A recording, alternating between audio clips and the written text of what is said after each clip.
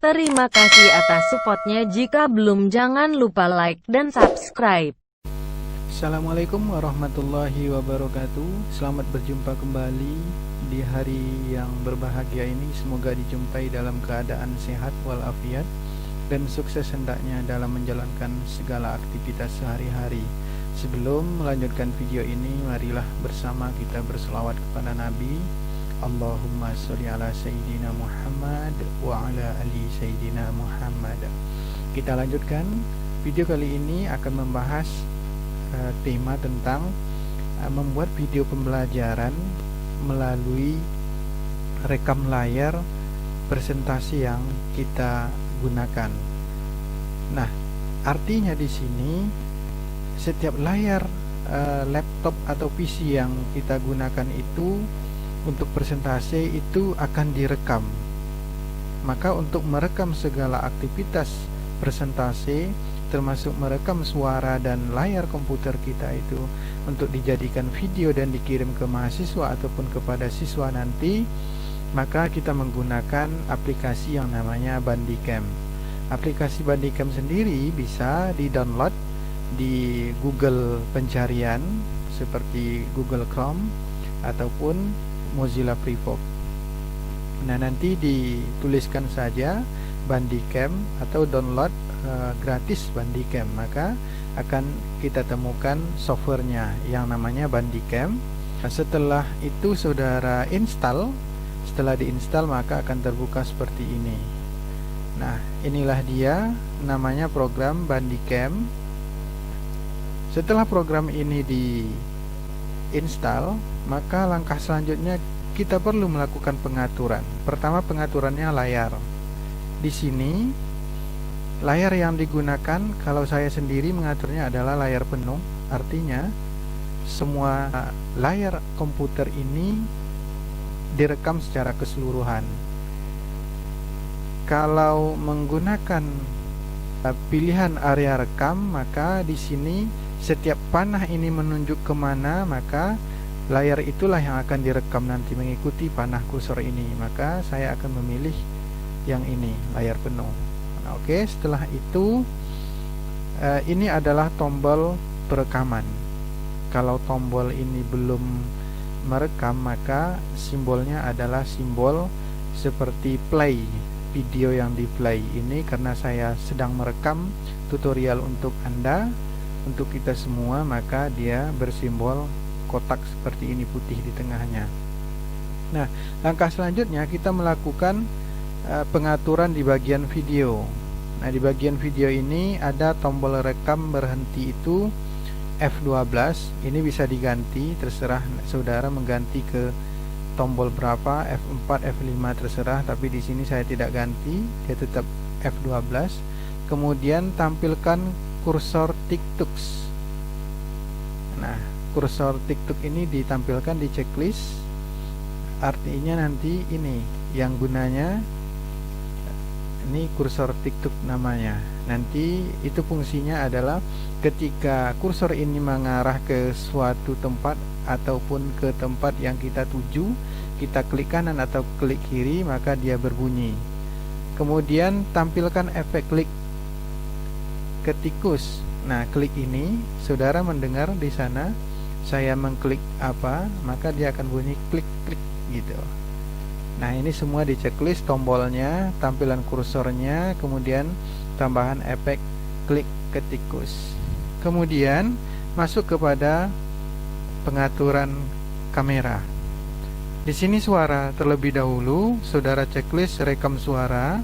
Ini di checklist, kemudian masuk ke sini. Ini saudara pilih mikrofon.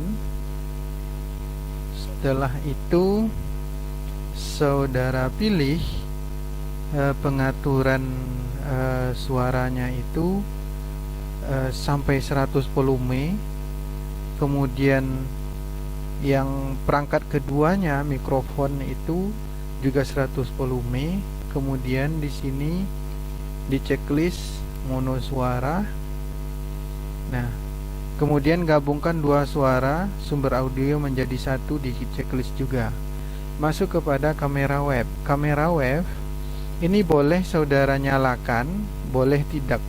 Kamera web ini gunanya adalah kita tampil di layar monitor visi kita. Di layar ini kita nanti akan tampil sebelah kanan sini, sebelah kanan sini, atau sebelah kiri sini. Itu terserah kita mau ngaturnya di mana nanti. Nah, tapi di sini tidak saya aktifkan, boleh ditambahkan di sini. Nah, di checklist saja, maka nanti pengaturan kameranya ini saya menggunakan kamera E2S Soft IV Cam, sekarang lagi tidak terpasang. Kemudian gunakan chroma key. Ini gunakan chroma key agar wajah dan tubuh kita nanti tampil belah kiri atau kanan sini. Nah, selanjutnya adalah klik selanjutnya. Nah, ini karena kamera saya tidak aktif maka dia tidak berfungsi. Di sini nanti saudara cukup mengatur posisi saudara, mau di kanan atas, kiri atas, kanan atas, kiri bawah, kanan bawah, atau posisi di tengah. Nah, biasanya orang sering menggunakan itu yang di kanan bawah. Nah, ini dia. Kemudian nanti pilihlah warna yang sesuai dengan background saudara. Artinya ketika saudara mengaktifkan kamera web ini, latar belakang dari tempat Anda merekam, tempat kita merekam itu harus satu warna, tidak boleh ada banyak warna. Kalau hijau, hijau saja. Kalau putih itu tidak dianjurkan. Yang boleh itu adalah warna yang gelap, hijau, hitam, biru, dan lain sebagainya, agar di pilihan sini kita klik saja nanti di gambar mana, maka dia akan berubah. Nah, ini artinya background kita tidak nampak nanti di tampilan layar yang kita hidupkan, tetapi yang nampak itu adalah kita saja, background kita tidak. Nah, itu setelah itu baru di-OK-kan. Nah, kemudian T-tikus ini di checklist efek T-tikusnya. Ini di checklist, tampilan kursornya, ini tampilan panahnya. Kemudian tambahkan efek klik. Nah, saudara pilihlah warnanya sendiri. Warna klik kirinya pink, warna klik kanannya itu biru. Kemudian tambahkan efek sorotan. Nanti panah ini menyorot kemana, dia akan nampak warnanya menyorot ke tempat yang kita tuju. Apa warnanya? Di sini saya ambil warnanya adalah hijau muda. Nah, kita checklist, klik kiri, checklist pula klik kanan, baru di-OK-kan. Nah, sekarang adalah proses kita merekam. Bagaimana cara membuat video pembelajaran itu? Kita tekan ini agar dia merekam. Oke, kita tekan dan kita coba. Kita buka PowerPoint. Nah, ini PowerPoint-nya yang akan kita presentasikan kepada mahasiswa atau kita jelaskan kepada mahasiswa. Nah, kita ambil slideshow. Nah, inilah dia sedang berjalan. Nah, akan saya coba bagaimana mempresentasikannya. Nanti hasil rekaman ini akan kita coba putar. Nah, selamat pagi semua mahasiswa, semoga dijumpai dalam keadaan sehat. Kali ini kita akan membahas tentang proses pengambilan keputusan. Apa saja proses pengambilan keputusan itu? Pertama, penemuan masalah. Penemuan masalah itu adalah masalah harus didefinisikan dengan jelas. Tampak perbedaan antara masalah dan bukan masalah. Ada beberapa proses dalam penemuan masalah. Pertama, mengidentifikasi masalah. Identifikasi masalah itu adalah proses menemukan dan mengumpulkan beberapa masalah dari beberapa masalah. Kemudian dipilih masalah pokok menjadi titik persoalan. Langkah yang kedua adalah merumuskan masalah. Kegiatan yang dilakukan setelah pokok masalah diketahui. dalam merumuskan, masalah harus didefinisikan dengan jelas sehingga jelas pokok kajian yang akan diselesaikan. Nah, itulah salah satu contoh misalkan dari rekaman kita tentang presentasi ataupun penjelasan kita terhadap mahasiswa. Nah, jadi oleh sebab itu rekaman ini nanti bisa kita lihat di hasil rekaman Bandicam, dan rekaman Bandicam itu akan memuat seperti video. Nah, bedanya rekaman video yang dibuat melalui PowerPoint dan melalui Bandicam ini, kalau Bandicam setelah kita selesai merekam, dia langsung menjadi sebuah video setelah kita simpan. Tetapi rekaman melalui PowerPoint, dia butuh proses mengconvert dulu. Setelah kita selesai presentasi, tidak bisa langsung menjadi sebuah video, tetapi di-convert dulu, butuh waktu agak 20 menit ataupun setengah jam paling lama agar video itu terconvert. Itu tergantung daripada panjang penjelasan yang kita jelaskan, panjang videonya. Tetapi melalui Bandicam, setelah ini semua selesai kita jelaskan, maka tugas terakhir kita adalah menghentikan Bandicam itu.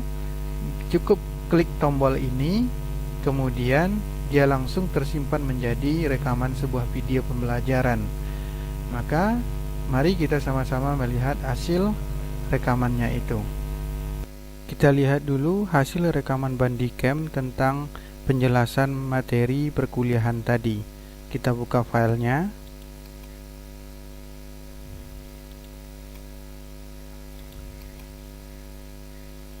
File yang tadi telah kita rekam, kita buka file hasil Bandicam. Oke, kita klik 2, klik kanan. Selamat pagi semua mahasiswa, semoga dijumpai dalam keadaan sehat. Kali ini kita inilah hasil rekaman tadi. Apa saja proses pengambilan keputusan itu? Kita besarkan suaranya. Penemuan masalah itu adalah masalah harus didefinisikan dengan jelas. Tampak perbedaan antara masalah dan bukan masalah.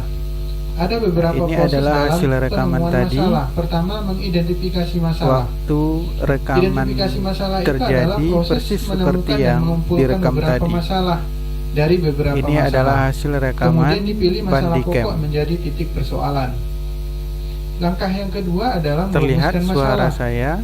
Kegiatan yang dilakukan ada dua, itu buktinya hasil rekamannya berhasil dan masalah harus didefinisikan dengan jelas sehingga jelas pokok kajian yang akan diselesaikan. Itulah hasil rekamannya. Nah, demikianlah yang dapat dijelaskan bahwa merekam melalui Bandicam dibandingkan dengan aplikasi yang lainnya, maka rekaman Bandicam ini cukup mudah dan sangat memberikan kebebasan kepada kita untuk berekspresi, untuk melakukan penjelasan yang lebih mendalam kepada mahasiswa, dan tentunya ini cukup bermanfaat dan cara cepat dalam melakukan ataupun membuat video penjelasan kepada mahasiswa. Demikian yang dapat disampaikan, semoga bermanfaat, dan tentunya jangan lupa subscribe, like, dan komen video ini, dan semoga memberikan manfaat kepada kita semua. Wassalamualaikum warahmatullahi wabarakatuh.